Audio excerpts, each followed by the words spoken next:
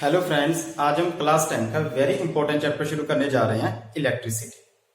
उम्मीद है आप सभी को ये चैप्टर जो भी मैं इसको इंपॉर्टेंट बातें समझाऊंगा आपको अच्छी तरह से समझ में लगेंगी। ठीक है, आज हम जो इलेक्ट्रिसिटी में जो हमारा टॉपिक स्टार्ट होगा वो होगा इलेक्ट्रिसिटी अगर किसी चीज में फ्लो हो रही है तो उसका रीजन क्या है। रीजन तो वैसे आपने 8th क्लास में स्टडी वैसे किया ही हुआ है कि चार्जेस होते हैं। हम इस बार चार्ज को थोड़ा सा डिटेल में समझेंगे कि जो चार्ज के फीचर्स या प्रॉपर्टीज हैं वो क्या होती हैं। अगर चार्ज को हम एक एप्रोप्रिएट डिस्टेंस में रख दें तो उनमें जो फोर्स ऑफ अट्रैक्शन या फोर्स ऑफ रिपल्शन एक्ट होती है उसकी क्या वैल्यू होती है, उनको आज हम डिटेल में समझेंगे। देखो, सबसे पहले मैंने यहाँ पर चैप्टर का नाम लिखा है इलेक्ट्रिसिटी। इलेक्ट्रिसिटी हम जानते ही हैं, डेली लाइफ में बहुत यूज होती है। ये जो लेक्चर रिकॉर्डर है उसमें भी इलेक्ट्रिसिटी का ही अपना रोल है। ओके, आप घर पर बैठकर आजकल सभी ऑनलाइन लेक्चर्स हो रहे हैं उसमें भी इलेक्ट्रिसिटी है हमारी, क्योंकि हर चीज हर डिवाइस का इलेक्ट्रिकल एनर्जी यूज हो रही है। लेकिन अगर किसी ऑब्जेक्ट में इलेक्ट्रिसिटी है, इलेक्ट्रिसिटी फ्लो हो रही है, तो इसका रीजन क्या है? उसका रीजन क्या होता है? हमारा चार्ज। और अगर कोई ऑब्जेक्ट में चार्ज है तो उसका रीजन क्या है? उसका एक ही रीजन है कि उसमें जो इलेक्ट्रॉन और प्रोटॉन है वो अनइक्वल है। हमने 9th क्लास में स्टडी किया था ना कि जो हमारा इलेक्ट्रॉन होता है उसमें चार्ज होता है 1.6 इंटू 10⁻⁻19। इसका मैग्नीट्यूड नेगेटिव होता है। और जो हमारा प्रोटॉन होता है उस पर भी सेम चार्ज है, लेकिन उसको हम जो मैग्नीट्यूड है हम उसको क्या रखते हैं? प्लस में रखते हैं। अगर देखो number of electron number of proton equal होंगे तो ये दोनों एक दूसरे के साथ कैंसिल हो जाएंगे और हमारे पास जो टोटल चार्ज आएगा वो हमेशा क्या होगा? जीरो होगा ना। लेकिन अगर कोई ऑब्जेक्ट में इलेक्ट्रॉन और प्रोटॉन अनइक्वल है, मान लो एक ऑब्जेक्ट में 5 प्रोटॉन है 5 इलेक्ट्रॉन है, तो जो उसमें चार्ज आएगा वो क्या आएगा? जीरो आएगा। लेकिन अगर कोई ऑब्जेक्ट में 5 प्रोटॉन और 6 इलेक्ट्रॉन है तो उसमें चार्ज क्या आएगा? 1 ई आएगा। ई मींस चार्ज ऑन इलेक्ट्रॉन। तो ये बात हमें समझ में आ गई कि अगर कोई ऑब्जेक्ट चार्ज है तो उसमें जो नंबर ऑफ प्रोटॉन और नंबर ऑफ इलेक्ट्रॉन्स हैं वो कभी भी आपस में इक्वल नहीं होंगे। उनके इनइक्वलिटी होने के कारण ही उसमें चार्जेस अराइज होते हैं। ओके ना। तो चार्ज क्या है? अगर मैंने चार्ज की डेफिनेशन लिखनी हो तो चार्ज क्या है? देखो, अगर एक ऑब्जेक्ट है उसमें भी नंबर ऑफ प्रोटॉन्स और नंबर ऑफ इलेक्ट्रॉन्स अनइक्वल है, दूसरा ऑब्जेक्ट है उसमें भी नंबर ऑफ प्रोटॉन्स और नंबर ऑफ इलेक्ट्रॉन्स अनइक्वल है, अगर मैं दोनों ऑब्जेक्ट को एक दूसरे के नजदीक लेकर आऊं तो क्या होगा? या तो उनमें फोर्स ऑफ अट्रैक्शन होगी या उनमें फोर्स ऑफ रिपल्शन होगी। डिपेंड होता है कि उनमें नेचर ऑफ चार्ज क्या है, कि उनमें पॉजिटिव चार्ज है कि नेगेटिव चार्ज है, उसके हिसाब से उनमें फोर्स ऑफ अट्रैक्शन और फोर्स ऑफ रिपल्शन एक्ट होगी। यही हमारी चार्ज की डेफिनेशन है। तो हम चार्ज की डेफिनेशन में क्या लिखेंगे? It is the property of any object by virtue it attracts और रिपेल्स अनदर चार्ज बॉडी। तो क्या हम कह सकते हैं? इट इज द प्रॉपर्टी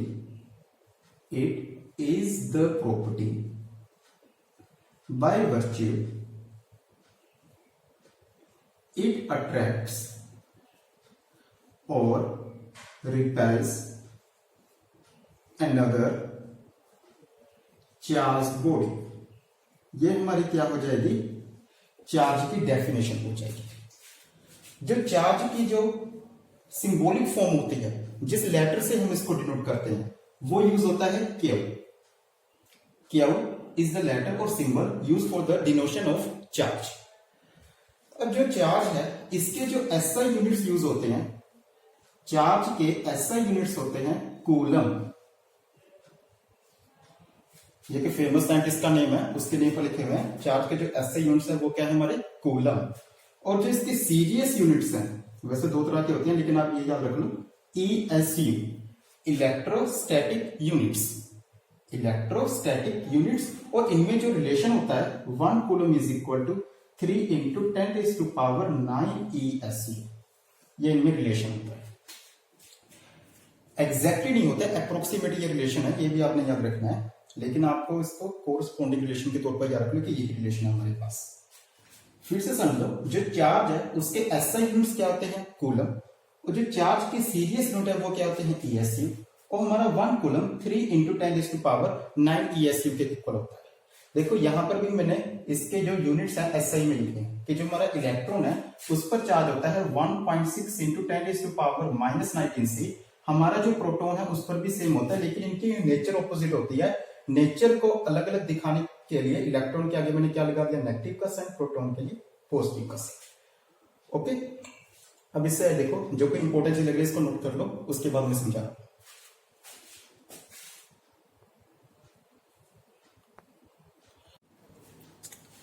देखो स्टूडेंट्स, आपने पहले बार नोट कर लिया होगा।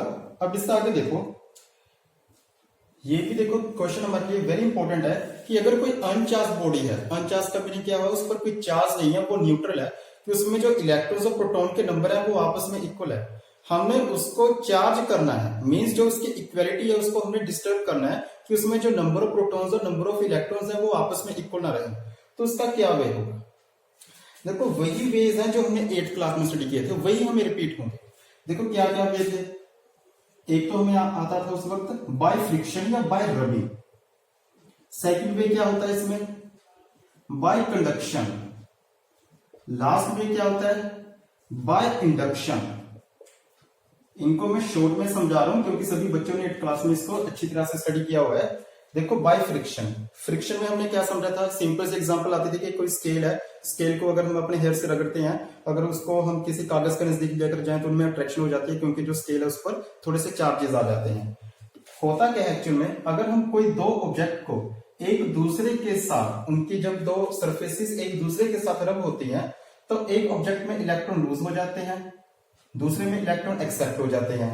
जिस चीज में इलेक्ट्रॉन लूज होंगे ऑब्वियसली उसमें क्या चार्ज आ जाएगा, पॉजिटिव चार्ज। जिस ऑब्जेक्ट ने इलेक्ट्रॉन को एक्सेप्ट किया है उसमें क्या चार्ज आ जाएगा, नेगेटिव चार्ज। इन दोनों का चार्जेस का मैग्नीट्यूड तो सेम होगा। मान लो अगर इसमें 2c आया है तो इसमें भी 2c चार्ज ही आएगा, लेकिन जो इनकी नेचर है वो ऑपोजिट होगी। मींस एक में +2c है, एक में क्या है, -2c है। इस वजह से अगर कोई ऑब्जेक्ट को हम उसको चार्ज कर रहे हैं तो उसका क्या नाम होता है, बाय फ्रिक्शन। सेकंड है बाय कंडक्शन। इसमें क्या होता था कि अगर मेरे पास कोई दो ऑब्जेक्ट, एक के पास चार्ज है, मान लो इसके पास चार्ज है +6c, इनको मैं किसी कंडक्टिंग वायर के साथ जोड़ दूं, ये ऑब्जेक्ट अनचार्ज है, इस पर नेट चार्ज की वैल्यू है 0c। इस कंडक्टिंग वायर की सहायता से इसमें से इस तरफ चार्जेस फ्लो होने शुरू हो जाएंगे। तब तक चार्जेस फ्लो होते रहेंगे जब तक इन दोनों का चार्जेस के अमाउंट इक्वल नहीं हो जाएगी। जैसे आपने डिफ्यूजन में समझा था ना लास्ट ईयर, आपको केमिस्ट्री में आया होगा डिफ्यूजन, कि मान लो एक साइड में जो पानी का लेवल ज्यादा है, एक साइड में पानी का लेवल कम है। अगर यहाँ पे छोटा सा होल हो जाए तो यहां से पानी इस लेवल में फ्लो होना शुरू हो जाएगा। यह पानी तब तक फ्लो होता रहेगा जब तक दोनों का लेवल सेम नहीं हो जाता।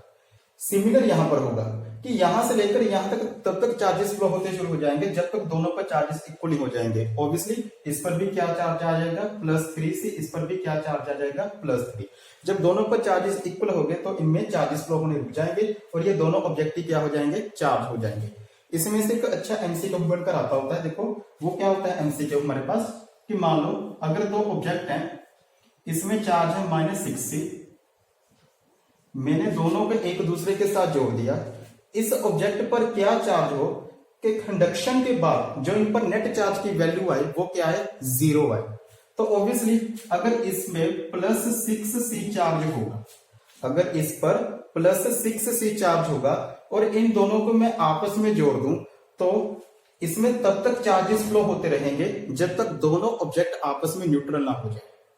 अब इसमें कब तक ये चार्जेस फ्लो होंगे, उस चार्ज की वैल्यू को निकालने का देखो सिंपल सा फॉर्मूला है, Q = Q1 + Q2/2। Q1 हमारा क्या होगा, फर्स्ट ऑब्जेक्ट पर चार्ज, Q2 क्या होगा हमारा, सेकंड ऑब्जेक्ट पर चार्ज। 2 के साथ उसकी क्या हो जाएगी, डिवीजन हो जाएगी। देखो इस ऑब्जेक्ट पर चार्ज है -6, इस ऑब्जेक्ट पर चार्ज है +6, 0। मींस जब तक दोनों पर नेट चार्ज 0 नहीं आ जाएगा, इस पर भी 0, इस पर भी 0, तब तक इन दोनों में चार्जेस क्या है, फ्लो होते रहेंगे। अगर हम इसमें समझे, हाँ ऐसे भी कह सकते हैं कि इसमें हमारा उल्ट हो जाएगा, ऑब्जेक्ट हमारा अनचार्ज से चार्ज नहीं होगा, चार्ज से क्या हो जाएगा, अनचार्ज हो जाएगा। हाँ देखो इस एग्जांपल को समझो, इसमें चार्ज था +6c, इसमें मैंने चार्ज का लिखा है 0c। इसमें तब तक चार्जेस फ्लो होते रहेंगे जब तक दोनों पर +3c। देखो इस पर भी ये सेम फॉर्मूला हमारा अप्लाई हो जाएगा। Q is equal to 6, Q1 की वैल्यू क्या है हमारे पास 6 है, Q2 की वैल्यू क्या है हमारे पास 0 है, अपॉन 2 तो सोल्व होगा हमारे पास क्या जाएगा 3c। एक और एग्जांपल हम ले लेते हैं। मान लो फर्स्ट ऑब्जेक्ट पर मेरे पास चार्ज है -2c, इस पर चार्ज है मान लो 8c। इनको मैंने किसी कंडक्टिंग वायर के साथ जोड़ दिया। मैंने वो चार्ज की वैल्यू निकालनी है जब इनके बीच चार्जेस फ्लो होने रुक जाए, तो वो क्या हमारे पास वैल्यू होगी। देखो अगर मैं इसको सोल्व करूं, Q is equal to Q1 plus Q2 upon 2 means -2 plus 8 upon 2, 6 upon 2 is equal to 3c। Means इसमें तब तक चार्जेस फ्लो होते रहेंगे जब तक दोनों पर +3 चार्ज नहीं आ जाएगा। ओके, इस वे से अगर कोई ऑब्जेक्ट चार्ज हो रहा है या अनचार्ज हो रहा है उसका क्या नाम होता है बाय कंडक्शन। वैसे हम इसमें चार्जिंग की बात कर रहे हैं तो हम इसमें कला चार्जिंग ही कराएंगे। उसकी अगली बात है बाय इंडक्शन। सबसे पहले देखिए इसमें अगर कोई इंपॉर्टेंट बात लग रही है फॉर्मूला नोट करना, एग्जांपल नोट करना कर लो, उसके बाद आपको मैं चार्जिंग बाय इंडक्शन समझाऊंगा।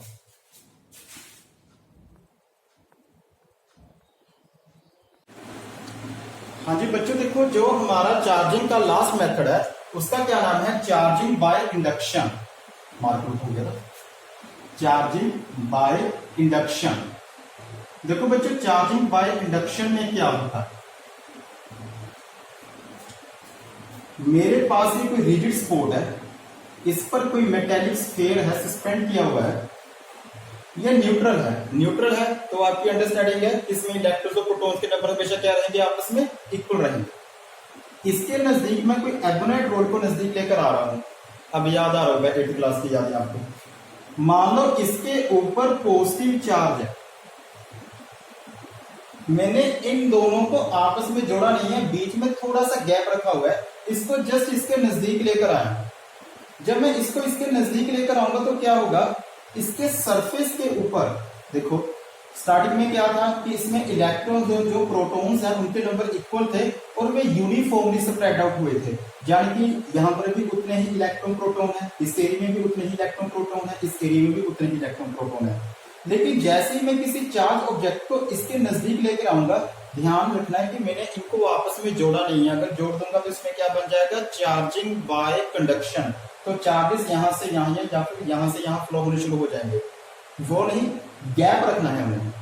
तो क्या होगा, जो इसकी चार्ज की जो यूनिफॉर्मिटी है ना वो नॉन यूनिफॉर्म होने शुरू हो जाएंगे। मीन जो सबसे पहले इसमें यूनिफॉर्मली चार्जेस स्प्रेड हुए थे तो मैं क्या देखूंगा नेगेटिव चार्जेस इस सरफेस की साइड एक्यूमुलेट होने शुरू हो जाएंगे और जो पॉजिटिव चार्ज है इसकी जो दूसरी सरफेस है उस जगह पर एक्यूमुलेट होने शुरू हो जाएंगे।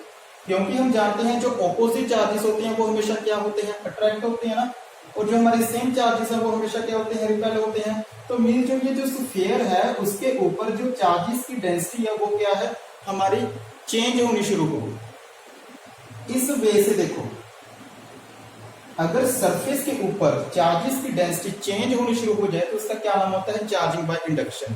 लेकिन इस बात में आपने ध्यान रखना है कि ऑब्जेक्ट अभी भी ओवरऑल न्यूट्रल ही है, इस पर अभी भी टोटल चार्ज की वैल्यू 0 ही है, क्योंकि अभी इसमें कोई इलेक्ट्रॉन या प्रोटॉन ना तो कोई लूज हुआ है नहीं कोई ऐड हुआ है। हाँ, लेकिन जो इसकी चार्ज की डेंसिटी है वो चेंज होगी। सबसे पहले जब हम देख रहे थे तो इधर भी इलेक्ट्रॉन प्रोटॉन थे, इधर भी इलेक्ट्रॉन प्रोटॉन थे, लेकिन अब क्या होगा जो नेगेटिव चार्ज है उसका इन्फ्लुएंस एक साइड पर ज्यादा हो जाएगा और जो हमारा पॉजिटिव चार्ज है उसका इन्फ्लुएंस एक साइड पर हो जाएगा। मीन जो चार्जेस की ओवरऑल डेंसिटी है वो हमारी चेंज होनी शुरू हो। इस वजह से अगर कोई ऑब्जेक्ट चार्ज होता है उसका क्या नाम होता है चार्जिंग बाय इंडक्शन। हाँ, अगर मेरी ट्राई ये हो कि इस पर अकेला नेगेटिव चार्ज हो तो इसमें चार्जिंग बाय इंडक्शन के साथ साथ चार्जिंग बाय कंडक्शन भी यूज होगा। उसमें क्या होगा कि अगर मेरी ट्राई है कि इसके ऊपर का नेगेटिव चार्ज रह जाए तो मैं यहां से एक वायर लेकर इसकी अर्थिंग हो जाएगी, ये अर्थिंग का होता है सही। तो इसमें क्या होगा चार्जिंग बाय कंडक्शन। तो इस सरफेस का जो भी सारा पॉजिटिव चार्ज है वो सारा ग्राउंड में जाएगा और इसके ऊपर नेगेटिव चार्ज रह जाएगा। लेकिन ध्यान रखना ये फिर चार्जिंग बाय इंडक्शन ही रहेगा, इसका क्या हो जाएगा charging by induction with the help of conduction, क्योंकि इसमें कंडक्शन का भी यूज हुआ है। अगर इसका ना यूज हो तो ये ऑब्जेक्ट ओवरऑल न्यूट्रल रहेगा, लेकिन इसकी जो सरफेस के ऊपर चार्जेस की डेंसिटी है वो क्या हो जाएगी लगातार चेंज होती है।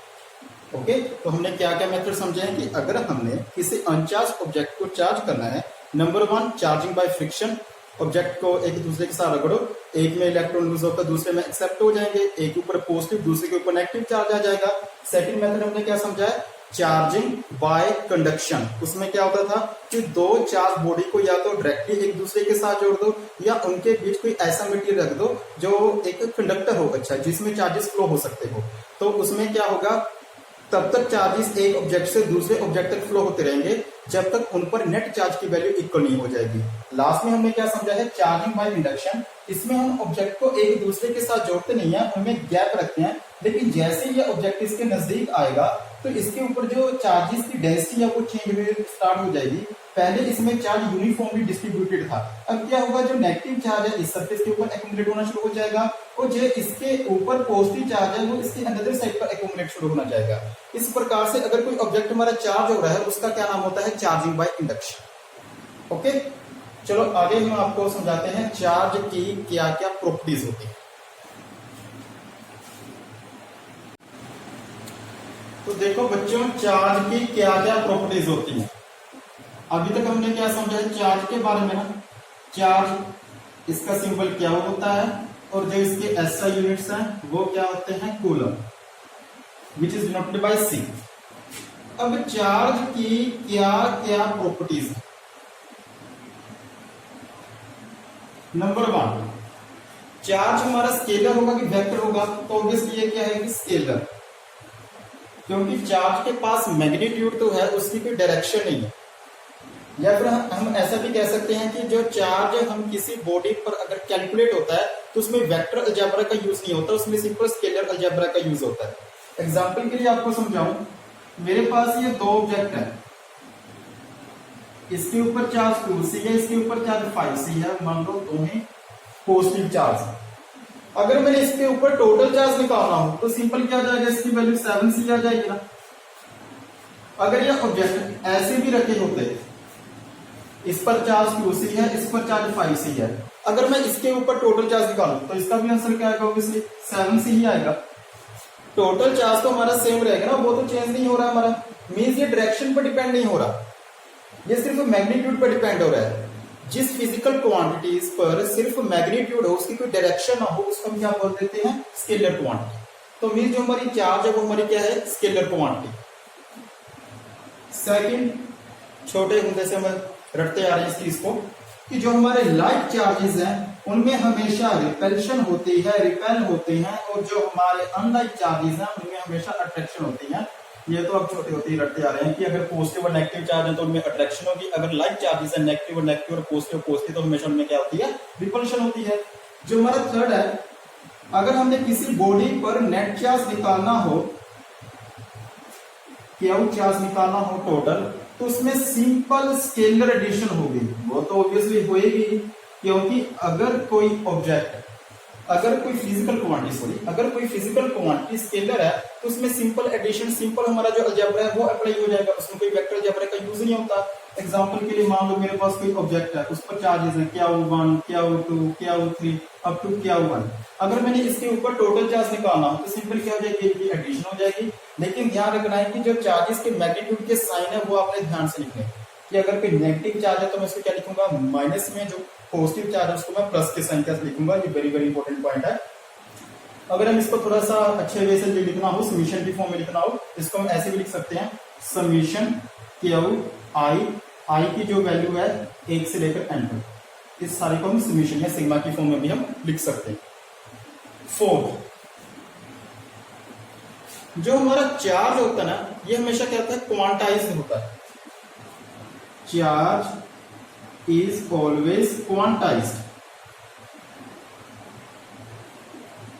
देखो इसका मीनिंग क्या है, देखो अगर मैं क्वांटाइज किसी चीज को बोल रहा हूं कि मेरा टाइम क्वांटाइज्ड है, मेरा चार्ज क्वांटाइज्ड है, मेरा लेंथ क्वांटाइज्ड है, मेरी हाइट क्वांटाइज्ड है, मेरा मास जो है वो भी क्या है, क्वांटाइज्ड है, तो इसका मीनिंग क्या होता है। देखो क्वांटाइजेशन का मीनिंग क्या होता है कि अगर मैं कोई चीज को स्मॉल पार्टिकल्स में डिवाइड कर रहा हूं तो इसकी एक लिमिट होती है, उसकी एक हद होती है कि उसके बाद वो चीज ब्रेक नहीं होती। एग्जाम्पल के लिए देखो मैं आपको समझाऊं, कि अगर मेरे पास एक सी का चार्ज है, 1 कूलम का चार्ज है, मैंने इसको चलो कोई भी फिजिकल एक्टिविटी की सहायता से मैंने इसको 2 पार्ट्स में डिवाइड किया, तो एक चार्ज आ जाएगा 0.5 सी, एक चार्ज आ जाएगा 0.5 सी। आगे मैं सोचूं कि इसको आगे भी मैंने ब्रेक करना है, तो अगला चार्ज क्या आ जाएगा हमारे पास 0.25 सी, 0.25 सी। ऐसे हम ब्रेक होते रहेंगे, लेकिन इसकी एक लिमिट आ जाएगी, उसके बाद हमारा चार्ज इंडिपेंडेंटली ब्रेक नहीं होगा। वो क्या होती है हमारी लिमिट? 1.6 इंटू 10⁻⁻19 सी, जो कि एक इलेक्ट्रॉन या प्रोटॉन के ऊपर चार्ज होता है। मीन्स जो इलेक्ट्रॉन या प्रोटॉन के ऊपर चार्ज है वह चार्ज की मिनिमम वैल्यू है, उसके बाद चार्ज इंडिपेंडेंटली ब्रेक नहीं होता। चार्ज वहां पर हमारा क्वांटाइज्ड हो गया कि इससे आगे चार्ज हमारा छोटा एग्जिस्ट नहीं होगा। मीन्स अगर कोई ऑब्जेक्ट के ऊपर चार्जेस हैं तो वह हमेशा या तो उस पर चार्ज होगा 1e या उस पर चार्ज होगा 2e। अगर उस पर नेगेटिव चार्ज है -3e, -4e, e की वैल्यू दे रही है हमारे पास, ऐसे चार्जेस होंगे। इसके कोई फ्रैक्शन में नहीं होंगे चार्ज। अगर मैं लिखूं -4.5e, ऐसा कोई चार्ज एक्सिस्ट नहीं होगा, क्योंकि अगर मैं ऐसा लिख रहा हूं तो उसका मीनिंग क्या हो गया? -4 इलेक्ट्रॉन प्लस -0.5 इलेक्ट्रॉन। मैंने अभी आपको क्या समझाया कि जो इलेक्ट्रॉन का चार्ज है वह आगे ब्रेक नहीं होगा। 0.5e का मीनिंग क्या हो गया? ये इसके भी आधा हो गया, वो तो हो ही नहीं सकता ना।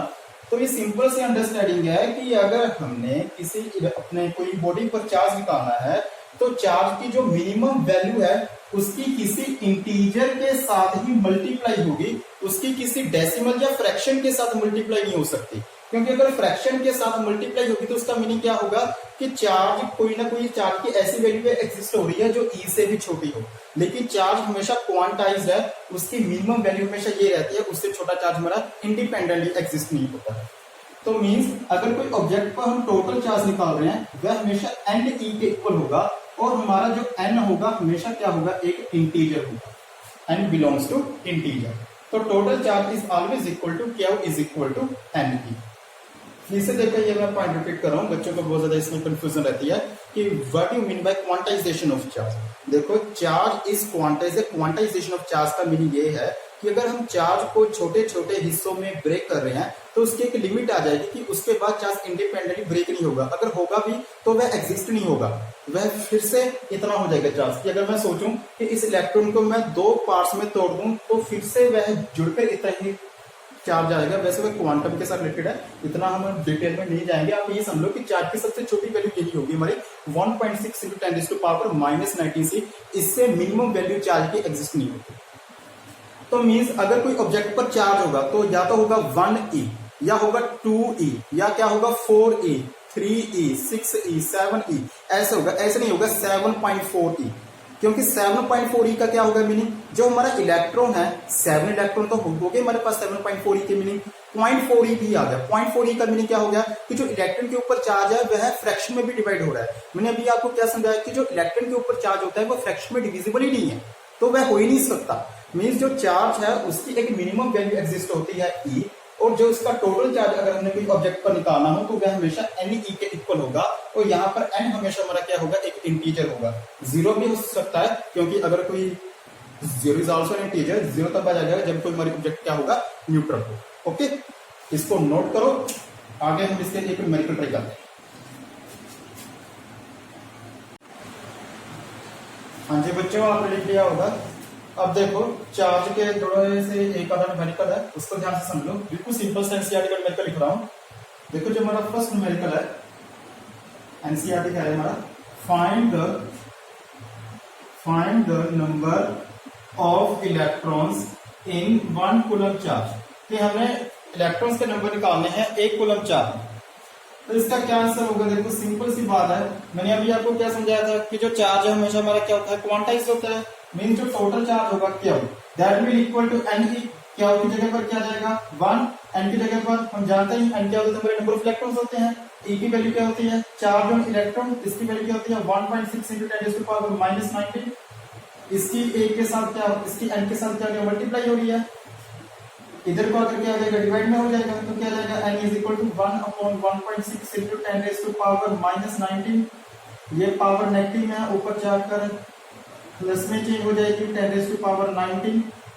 0, इसको हटाकर 5, 8, 0.625 इंटू 10⁻19। ओके, अगर इसको मैं साइंटिफिक फॉर्म में लिखूं तो अप्रोक्सीमेट हमारा यही आंसर आ जाएगा। तो ये हमारे पास क्या आ गए, नंबर ऑफ इलेक्ट्रॉन्स आ गए एक कूलम चार्ज में। वैसे आप इस वैल्यू को डायरेक्ट याद रख लो, ये आपके ऑब्जेक्टिव में भी काफी यूजफुल होगी।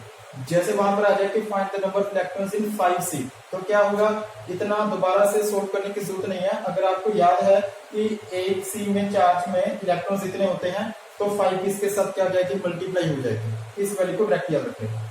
ओके, इससे आगे देखिए,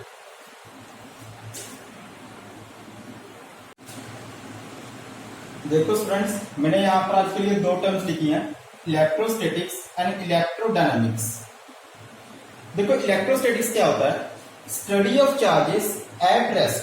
जो चार्जेस रेस्ट में है उनकी स्टडी का क्या नाम होता है, इलेक्ट्रोस्टैटिक्स। जो भी हमने पहले चार्जेस के बारे में हमने समझा था कि अगर कोई ऑब्जेक्ट अनचार्ज है उसको चार्ज होना हो, charging by friction, charging by conduction, charging by induction, उसमें जो भी हमने समझा था उस सभी में इलेक्ट्रोस्टैटिक्स का ही वर्ड यूज हो रहा है, क्योंकि उसमें सभी चार्जेस इनिशियली रेस्ट में थे, वो चार्ज मूव नहीं हो रहे थे। उनकी स्टडी का क्या नाम होता है हमारा, इलेक्ट्रोस्टैटिक्स। जो चार्जेस कंटिन्यूसली मूव हो रहे हो, मीन्स जो फ्री इलेक्ट्रॉन्स होते हैं। देखो मैं आपको एग्जांपल के साथ समझाता हूँ। मान लो मेरे पास कोई गैस है हीलियम। हीलियम का एटम है वो ऑलरेडी स्टेबल है, क्योंकि उसको जितने इलेक्ट्रॉन्स की जरूरत है उतने इलेक्ट्रॉन्स के पास हैं। मीन्स इसको 2 इलेक्ट्रॉन की होती है जरूरत, फर्स्ट शेल में इसके पास 2 इलेक्ट्रॉन्स होते हैं, तो इसके पास एक भी फ्री इलेक्ट्रॉन नहीं है। तो इसमें इसके पास कोई भी ऐसा इलेक्ट्रॉन नहीं है जो फ्रीली मूव हो रहा हो हीलियम गैस में। या फिर और एक एग्जांपल ले लो कि मैंने कोई ऑक्सीजन गैस का किसी कंटेनर में सैंपल लिया है, इसमें सभी ऑक्सीजन गैस इसमें फिल की हुई है मैंने, तो क्या होगा, देखो अगर इसमें ऑक्सीजन गैस मैंने फिल की हुई है, ऑक्सीजन का मैं एटॉमिक नंबर जानता हूं 8 है, 2, 6, इसको 2 इलेक्ट्रॉन्स की जरूरत है, तो इसमें जो 6 इलेक्ट्रॉन्स है ये तो न्यूक्लियस के साथ क्लोजली बाउंडेड होने, मींस ये इलेक्ट्रॉन हमारे पास फ्री नहीं है, इसको तो वैसे ही 2 इलेक्ट्रॉन्स की और जरूरत है। तो ये जो हमारा ऑक्सीजन का एटम है इसके पास कोई फ्री इलेक्ट्रॉन ना होने की वजह से इसमें कोई भी ऐसा इलेक्ट्रॉन नहीं होगा जो होल कंटेनर में ऐसे ही घूम रहा हो, ऐसे उसको फ्री किया हो, क्योंकि न्यूक्लियस ने इन 6 और 2 इलेक्ट्रॉन्स को अपनी तरफ स्ट्रांगली अट्रैक्ट किया हुआ है। लेकिन अगर मैं कोई मेटल की एग्जांपल लूं, मेटल एग्जांपल के लिए सोडियम है हमारे पास, सोडियम का एटॉमिक नंबर 11 होता है, इसकी जो इलेक्ट्रॉनिक कॉन्फ़िगरेशन है दैट इज 281, इसमें एक इलेक्ट्रॉन क्या रहता है, फ्री रहता है, मींस इसको इस इलेक्ट्रॉन की इतनी जरूरत नहीं है। तो क्या होगा, जो सोडियम एटम का न्यूक्लियस है वो इन 10 इलेक्ट्रॉन को तो अपना होल्ड रखेगा, बाउंडेड रखेगा, मींस ये इलेक्ट्रॉन फ्री नहीं होंगे। लेकिन जो इलेक्ट्रॉन इसमें एक्स्ट्रा है, ये इलेक्ट्रॉन जो इसमें ट्राई हो रहा है कि इससे मैं फ्री हो जाऊं ताकि सोडियम क्या हो जाए, स्टेबल हो जाए, इसकी जो इलेक्ट्रॉनिक कॉन्फ़िगरेशन है वह नियॉन के इक्वल हो जाए। तो जो ये एक इलेक्ट्रॉन इसमें क्या रह गया, फ्री रह गया। तो मींस अगर मैं कोई सोडियम गैस का सैंपल लूंगा तो उसमें क्या देखूंगा, उसमें काफी सारे एक हर एटम का एक फ्री इलेक्ट्रॉन होगा जो रैंडमली मूव हो रहा होगा, वह स्टेशनरी होगा, एक एटम से दूसरे एटम, दूसरे से फिर आगे, ऐसे हमारे एटम्स क्या है मूव हो रहा होगा। जिसमें ऐसे चार्जेस होते हैं, फ्री इलेक्ट्रॉन्स होते हैं, फ्री इलेक्ट्रॉन्स मूव हो रहे होते हैं, उनकी स्टडी का हमने क्या नाम रखा होता है, इलेक्ट्रोडायनामिक्स। फिर से समझ लो, जो चार्जेस एक जगह पर होल्ड हो गए, इसमें क्या होता था कि अगर हमने 2 ऑब्जेक्ट को एक दूसरे के साथ रगड़ा, एक के साथ पॉजिटिव चार्ज, एक के साथ negative charge, charging by friction में हमने समझा था ना, तो जिसमें पॉजिटिव चार्ज आएगा ना वह एक सरफेस पे आकर स्टेबल हो जाएगा। वह ऐसा नहीं है कि चार्ज इधर किया जाएगा इधर किया जाएगा, नहीं, वह एक सरफेस पर स्टेबल हो जाएगा, मूव नहीं हो सकता, ये चार्ज स्टैटिक हो गए। तो जो ऐसे चार्जेस होते हैं उनकी स्टडी का क्या नाम होता है हमारे पास, इलेक्ट्रोस्टैटिक्स। जो चार्जेस कंटिन्यूसली मूव हो रहे हैं, चाहे उसमें इलेक्ट्रिक फील्ड अप्लाई हो, मींस चाहे उसमें हमने उसको कोई वोल्टेज दी हो, चाहे हमने उसको कोई वोल्टेज ना दी हो, लेकिन वो कंटिन्यूसली मूव हो रहे हैं, ऐसे चार्जेस की स्टडी को हम क्या कहते हैं, इलेक्ट्रोडायनामिक्स। ओके, इसमें जो इलेक्ट्रिसिटी इंड्यूस होती है, जो चार्जेस रेस्ट में है उनके कारण जो इलेक्ट्रिसिटी इंड्यूस होती है उसका हमने क्या नाम रखा होता है, स्टैटिक इलेक्ट्रिसिटी। जिसकी एग्जांपल्स आपने 8th क्लास में स्टडी की थी। जैसे बादलों की एग्जांपल आती थी कि अगर बादल आपस में रगड़ होते हैं तो उसमें लाइटनिंग होती है, स्टार्टिंग में चार्जेस रेस्ट में होते हैं ना, उसमें वो सभी एग्जांपल इसमें आ जाते थे। लेकिन जो हमारी क्लास 10th है उसमें हमारा मेन फोकस इस पर है इलेक्ट्रोडायनामिक्स। जो चार्ज मूव हो रहे हैं उनके कारण जो इलेक्ट्रिसिटी आ रही है उसको हमने ध्यान से समझना है, और जो उस इलेक्ट्रिसिटी का हमने नाम रखा हुआ है वो क्या होता है, करंट इलेक्ट्रिसिटी। करंट इलेक्ट्रिसिटी, यही हमारा बेसिक या जो हमारा लेसन का नेम है, इसी से हमारा शुरू, करंट इलेक्ट्रिसिटी। इसके फॉर्मूले, इसके न्यूमेरिकल्स, इसके आगे जाके यही इसी के साथ हम समझेंगे रेजिस्टेंस क्या होता है, वोल्टेज क्या होती है, वर्क क्या होता है, इसमें हीटिंग एनर्जी हमें निकालनी हो, वो सभी इसी से स्टार्ट। ओके, तो आज का हमारा लेक्चर खत्म हो गया। तो हम कल से समझेंगे करंट क्या होता है, इलेक्ट्रिसिटी क्या, ठीक है।